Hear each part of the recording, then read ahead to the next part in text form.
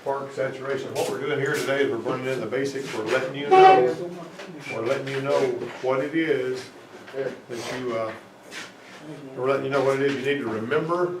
And sometimes if it sounds like I'm teaching stuff more than once, it's because you need to burn it in and remember it. This is primarily engine performance, but McBride, he needs to know it too, the other McBride.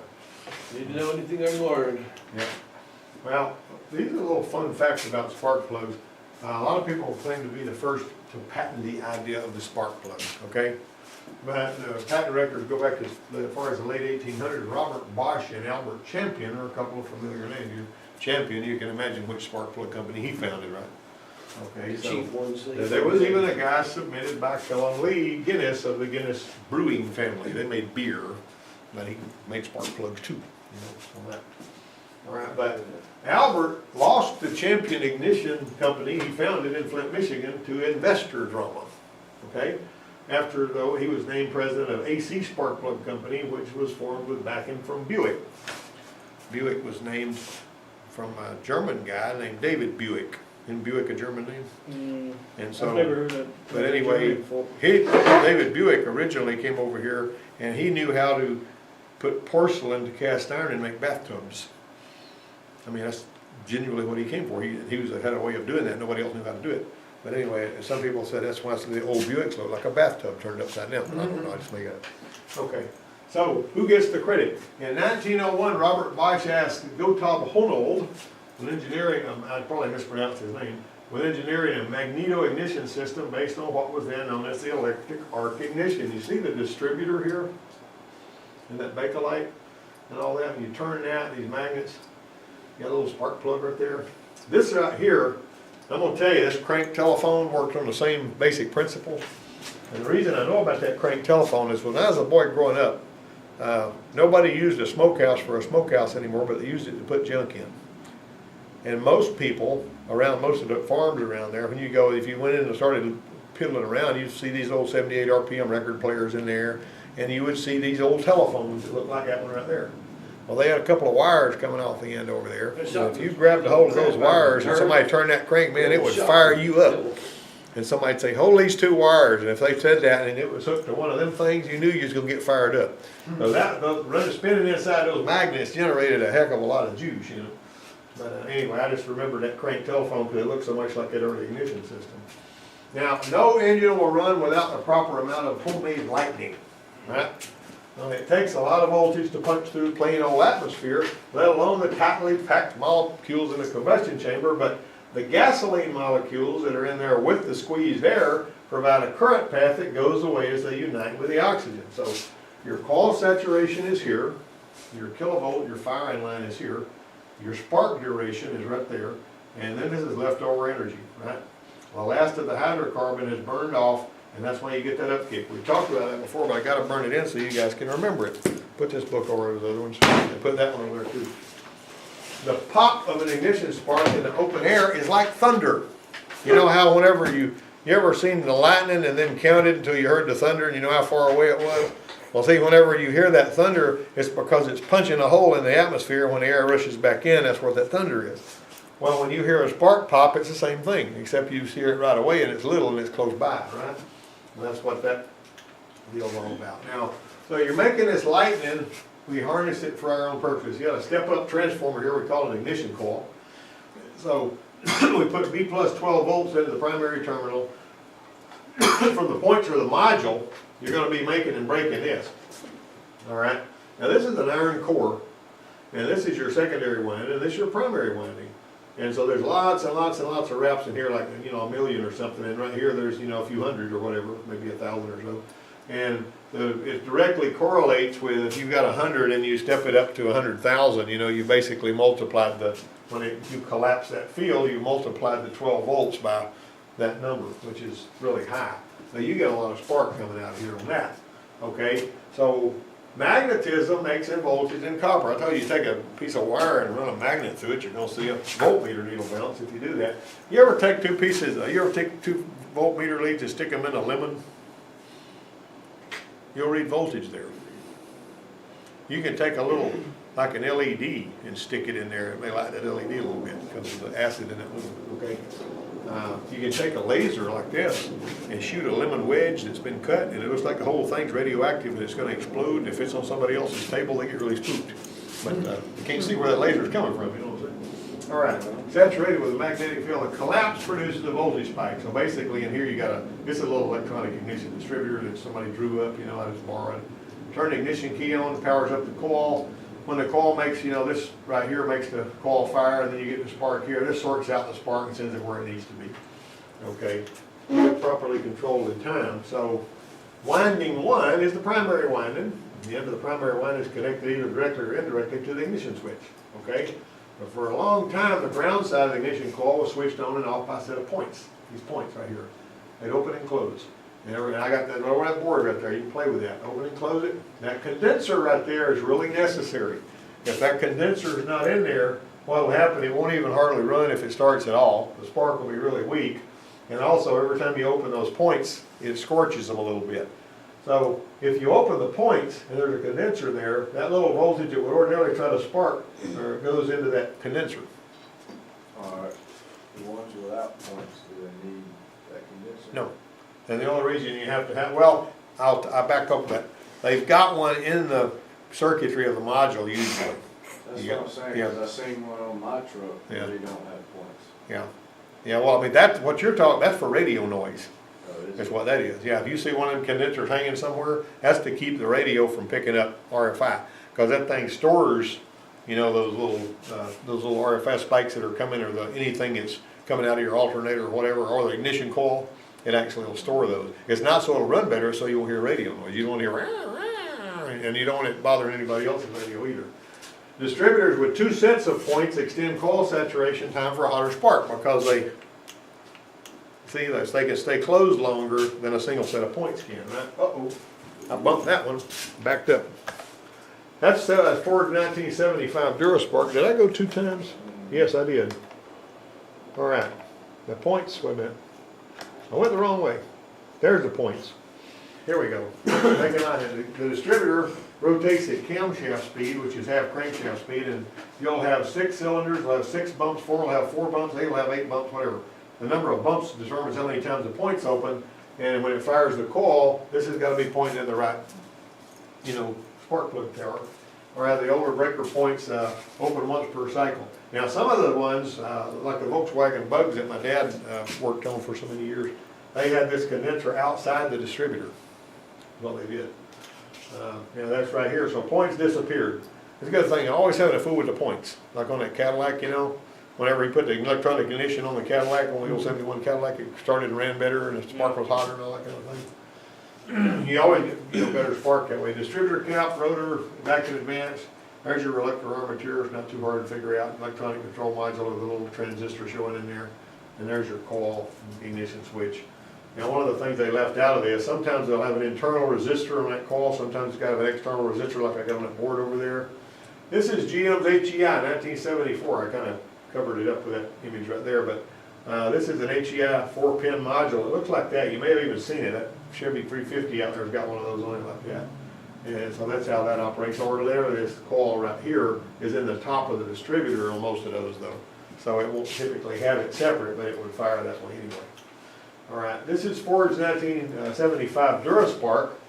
That's actually the same distributor that you see over there. And I just basically drew it so you can see how it hooks up. The purple and you just match up the colors. The black one, that ground is delivered to this, and it uses that ground to fire the coil. Okay, so the coil is going to be one that looks like this, an all-filled coil switch grip for the switch ground from the module, which is, this is actually doing the job your points used to do, and it's got all that stuff in there.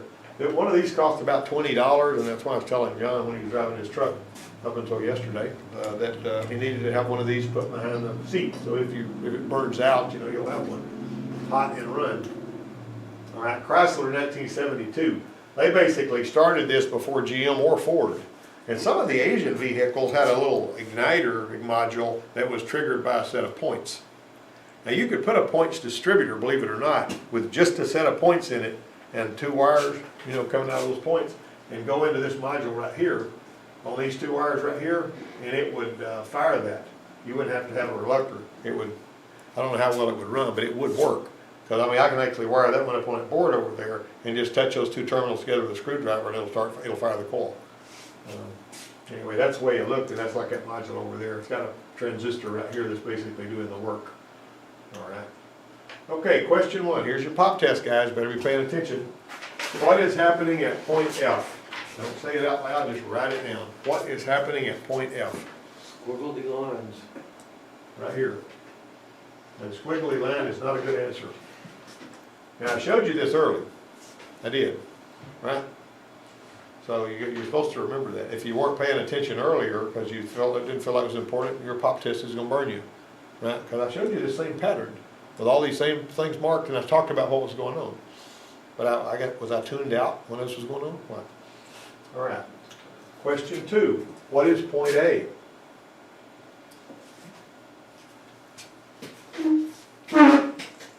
What is point A? We'll have to go back and look over this again, won't we? Question 3, what is point C?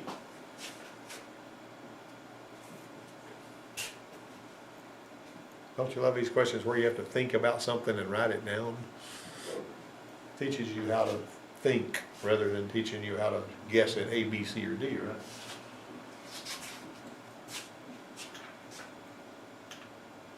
What is measured at point B?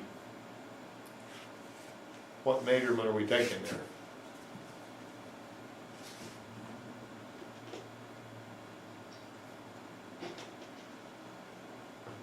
If you know these answers, they'll happen really quick.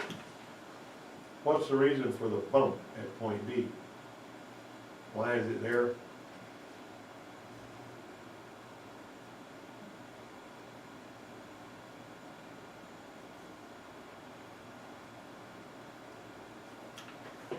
What's the reason for the squiggle at point E?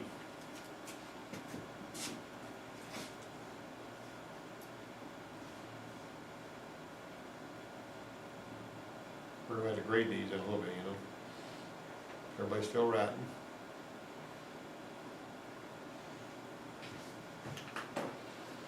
What happens to B when A goes higher?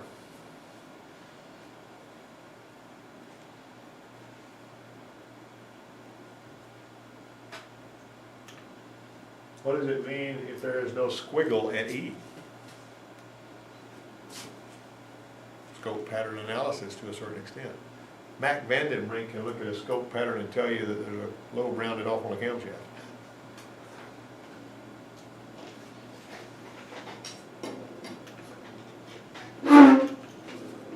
What happens to B if A is shorter? If A had turned out to be shorter, what happens to B?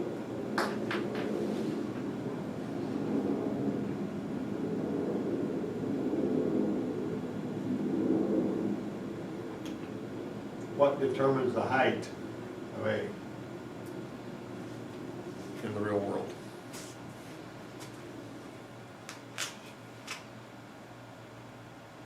Can't believe I did that.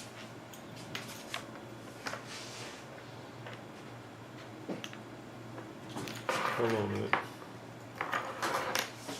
All right. This is GMHEI with fuel injection. And you get a scope pattern that looks kind of like that, as this is whipping past there. This is just a 4-cylinder. It'll have, 4 or 6 or 8, depending on how many cylinders you got. But it needs to click the injectors in time with engine speed, so it uses the HEI reference for that. And there's your reference load. So that's what it's using to trigger that. All right. Hall effects replace the reluctor. You got this. I've shown this to you guys before. The little distributor for when you turn it through. Like if you pull this out with all this powered up, and you drop a hacksaw blade or something in there and pull it out, it goes pop, pop, pop, pop, it fires the coil, right? And so basically the coil is fired. This signal looks like this. Instead of being a sine wave, it's a square wave. So it's that right there. All right, forged TFI with Hall effect is set up like this. This came out for the very first time I ever saw it was in '83 on some of the Escorts, and then it came out in '84.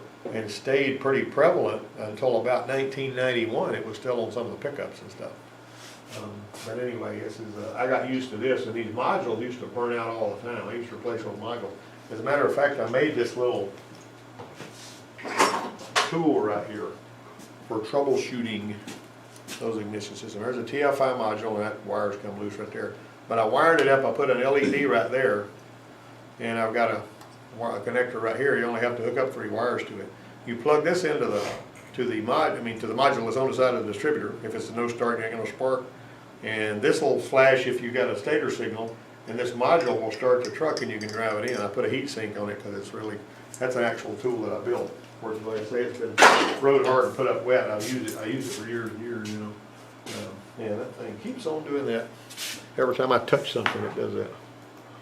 All right, so optical distributor. Optical distributor basically has an emitter and a detector. You know, I showed you guys this thing right here that I built, and every time it sees a light, it flashes like that. See? It can actually do that with any kind of light. I can do it with a flashlight or whatever. But that's basically, imagine you got a little emitter that puts out infrared light. Like I can do this right here, and it'll actually see that. See? So it's going to read that. Every time those little slots go by, it's basically going to send a signal that the PCM can use for cam or crank or whatever. A lot of times they'll have so many little holes. I got an optical distributor I can show you over there somewhere. It's got so many holes in there that's so tiny the head of it cut with a laser or something. All right. Toyotas and Hondas used to put the coil in the distributor. You might have to remove the distributor cap and check the spark. I have actually pulled the distributor cap off of one of these that didn't have spark, and I take my test light and hook it to the primary side of the little coil, and you can find it in there, and had somebody spin it over, and if it's pulsing but the coil doesn't fire, that means that you got a bad coil. All right. So crank sensor and cam sensor is like this right here. That's basically, this is like on a Jeep, you know, and so you have a signal generator right here. This is only a 50% duty cycle. So you're only, half the time it's going to be closed and half the time it's going to be open. And you're going to see all these little 4 towers go by every time I turn on. You notice, how many cylinders does this vehicle have? You got any idea? If these are spaced 120 degrees, it's going to be a 6-cylinder. Got that? All right, if they were spaced at 90 degrees, what would it be? A V8. That's right. If they were spaced at 180, like directly across, 4-cylinder. Not hard to figure out, is it? Coil pack ignition works like the ignition system on motorcycles, also called waste spark ignition, because it fires both companion spark plugs at once, and one of these is always on the exhaust stroke. You've seen these before. We got one out over that on a Oldsmobile. These systems have a crank sensor and a cam sensor, and like any other system, the timing is not adjustable unless you find a way to move the crank sensor. As a matter of fact, on that previous ignition system that I just showed you guys, for the altitude modification on some of the Jeeps, they would actually have a special crank sensor that was designed with this in a slightly different position, and that would change the timing, because you have to advance the timing if you're going to go to altitude and do an altitude modification. Now, oddball thing on these Toyota, these V6s, they'll have a coil that sits right on top of the spark plug like a cop coil, and coming off the coil is a plug wire that goes around to the companion cylinder on their side. So it's got 3 coils, but it's also got 3 plug wires. A V6 has got 3 coils and 3 plug wires on a lot of these Toyota pickup truck. Travel through the companion plug. Now the coil near plug is like on your GMC out there, that Chevy. I mean the ones that have that kind of ignition on them. And so basically what you got there, you got your coil module. Notice all this stuff? You got ground, you got an ignition control signal telling the fire low reference to ignition voltage. And so the PCM basically, sends something right here to do that. I need to check on that. I don't know if that's a positive pulse. I should know that. We ought to be able to check that with our scope whenever we get out there and see if that's a positive pulse or a negative pulse. I know on the Jeep, they used to use a positive pulse on the older Jeeps. You could take a test light, take it hot, and touch the little trigger terminal, and it would pop fire the coil. I'll have to check on that and see what we need to know. All right, GM Vortec coil-on plug. You've seen these before? All right, that's what those are like. Now these fail sometimes, and you don't be surprised if you have to replace one. Incidentally, if you ever have to pull the head off of a GM Vortec, you're supposed to whack the doggone head bolts really, really hard before you try to break them loose, because a lot of times they'll break them off.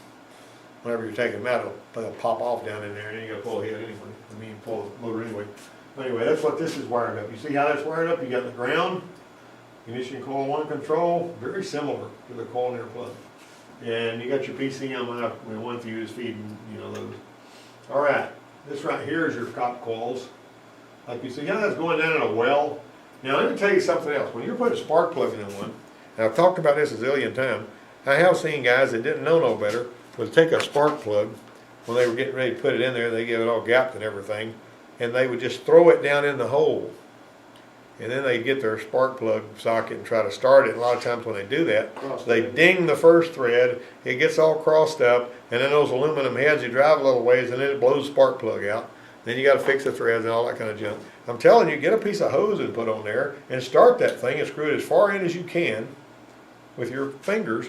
Then put your socket on it and do your 15 foot-pounds of torque.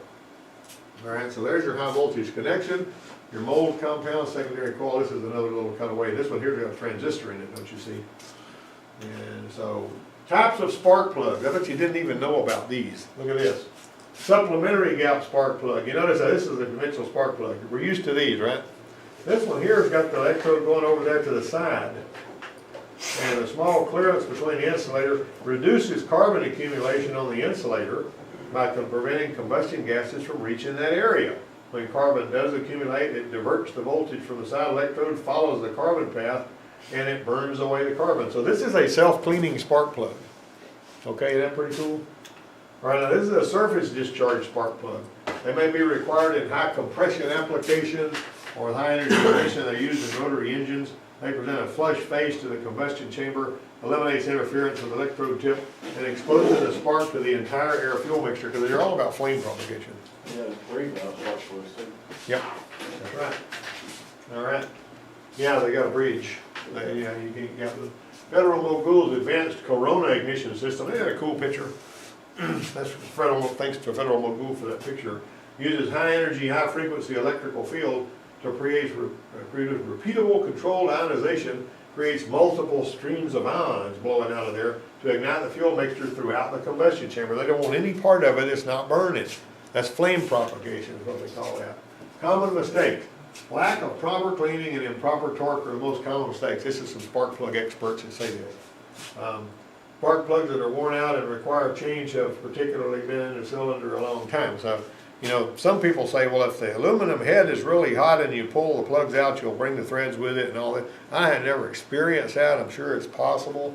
You know, so if your shop is saying to let the aluminum head cool before you pull the plug out, by all means follow their orders, you know. Here's another one. This means they can be tough to turn out on the ones that, like a Minitex will simply thread the new plug in without cleaning the thread.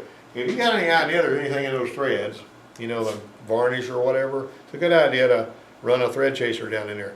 On the other hand, if you have to run it down in there and you're actually cutting out where somebody cross-threaded it, open the intake, you know, the throttle body, put a air hose in there, tape your air hose where it's blowing into the intake all the time, and bump the engine over until air is blowing out that spark plug hole. And then when you're running your tap in there, all them little particles will come out instead of going down in there. Real important to do that. My dad taught me that whenever, I mean, my goodness, back in the late 60s or something. Whatever. What causes spark plugs to burn out this way? Yeah, so there's something in the gas, or you got water getting there, or oil. Intake valves that aren't seating will cause that. If you've got a valve that's not seating, an intake valve that's not seating, when that thing lights off and it's still pulling oxygen in there, I mean, it gets it really, really, really, really hot. Seen that before. There was an F-150 that came in there, the number 5 spark plug was burned up like this. This came out of Amber's brother's truck. And she came to me with these. She said, what happened to these spark plugs? I said, that truck's got valve problems. And, all right, wouldn't it? She said, because they put new spark plugs in it, and within a day or so, they look like that again. Well, wouldn't that just be really, really white? No, I mean, well, it depends on the circumstances. Hers had carbon trapped under there, is what it was. And, but it makes the fire really, really, it's like a torch. You know how you get your torch and you get it red hot and pull the trigger and it blows it off of there? That's what it does. I mean, so if you see some that are blistered and burned, and it has happened again, if you check the compression on those cylinders, you'll probably find out these both came out of the same cylinder because they had the 2 plugs per cylinder. And anyway, I had one that this guy came and he says, I replaced this spark plug, it's doing it again. I said, well, you need to check the compression on that cylinder, well, like 125 pounds or something. And so they pulled the heads off, did a valve job, put it back on. The compression was right, but it was still skipping on that cylinder. And so the shop foreman came over, sent the mechanic that was working on the line over that fuel injector and says, check this. And so I put a little bit of power to it and shot some carburetor spray through it. And I said, yeah, it's okay. As far as working, you know. Anyway, he thought I was going to test it with this machine we had. That machine tell you a lie. It'll tell you the plug's flowing right when it's not, and it's not flowing right when it is. So anyway, it turned out that injector was partially clogged up because of that really hot cylinder.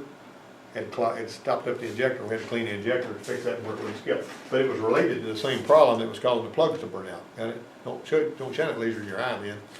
Yeah. All right, so about them there insulators, always replace the boot or wire when a flashover has occurred. This is when it's run down the side of the plug. I've showed that to you guys. Sometimes you'll see carbon tracks down the outside of the plug. Now these ridges are supposed to help prevent that. Okay?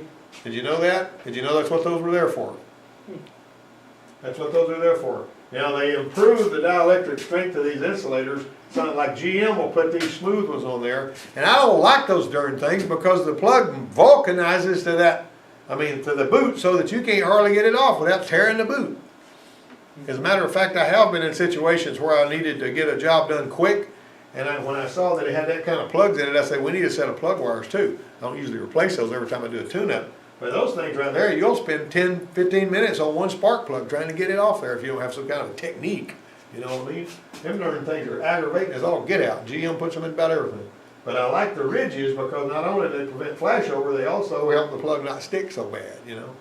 Always use dielectric grease when you're putting them in to fill in the little places in between where the end snaps on, and that helps prevent RFI, okay? All right, heavy ash deposits can be caused by the generous overuse of fuel additives and also valve stem seals, right? And they say the Lotus Spark Plug experts said, we see techs choosing and installing plugs based on a competitive interchange chart, rather than relying on an application-specific catalog recommendation, and they don't verify spark plug gap. You know, I always make you look it up, right? Look it up, make sure you know what it is. Gap it a shade wider than what they call for it, it'll idle better. If you gap it too close, it'll sit there and go boom, boom, boom, boom, boom, boom. We don't want that. People get it back, it's idling a little rough because you gap the plugs too close, it's on you, okay? Better to gap them a little wide than it is to gap them a little close. Presence of an overly rich condition can cause these dry, sooty deposits. If you see that, that's what that is. That would discourage the use of anti-seize or other lubricants because naturally occurring properties of the base metals. Champion plugs already have a certain level. This is a Champion expert. In addition, the shells receive a zinc plating to provide an additional lubricating layer. Here's tips and stuff. On E-core coil pack and cop coils, the spark should be downright scary. This spark ought to be able to jump an inch and just scare the daylights out of you. If it doesn't, you got issues. When no start checking the conventional E-core, you can get the primary with a test light, you ought to see a pulsing signal. If you see a pulsing signal, then you're going to have, and the coil's not firing, you got a bad coil. Alright? If the spark plug resides in a deep well, and you're not sure it's seating against the head, put some Prussian blue. You can buy that at the parts store, and it don't cost very much. It's just a little marking compound, it's real blue. When you screw that plug down in there, if you've got it on that bevel seat, and that bevel seat is touching like it should, you'll see that Prussian blue has got a mark, it's been changed. You know what I mean, where it goes in there? I've had to do that before. And use the dadgum hose, you know what I mean? Most of the time that spark plug socket is not going to hold the plug anyway because the rubber will be wore out or will be gone or something like that, you know. In a deep well like I talked about earlier. Okay, who didn't learn anything? I don't see any hands. Who learned something? Who learned something you didn't know before? You always thought when somebody's talking about ignition system spark plugs, you know it all, right? Yeah.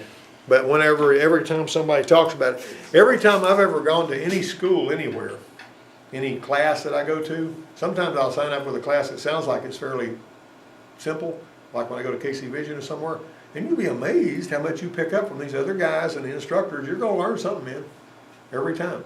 No matter how simple the class seems to be, don't go in there with the idea, well, I already know all this stuff, yeah. You know, if you go in there like that, you ain't going to learn nothing anyway. And plus, you're a second-rate amateur, okay?